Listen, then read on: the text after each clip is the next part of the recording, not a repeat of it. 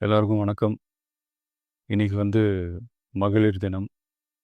தமிழ்நாடு முழுக்க இருக்கிற என்னுடைய அம்மா, அக்கா, தங்கச்சி, தோழின்னு உங்க அத்தனை பேருக்கும் இந்த தினத்தில வாழ்த்து சொல்லாம இருக்க முடியாது. உங்கள் அனைவருக்கும் என்னுடைய மகளிர் தின வாழ்த்துக்கள். சந்தோஷம் தானே! பாதுகாப்பா இருந்தா தானே சந்தோஷத்த உணர முடியும். அப்படி எந்த பாதுகாப்பும் இல்லாதப்போ, இன்செக்யூரிட்டியா இருக்கிறப்போ, எந்த சந்தோஷமும் இருக்காது தானே! அப்படின்னு நீங்க நினைக்கிறது எனக்கு புரியுது. என்ன செய்ய? நீங்க, நாம எல்லாருமா சேர்ந்து தான் இந்த திமுக கவர்மெண்ட்டை தேர்ந்தெடுத்தோம்.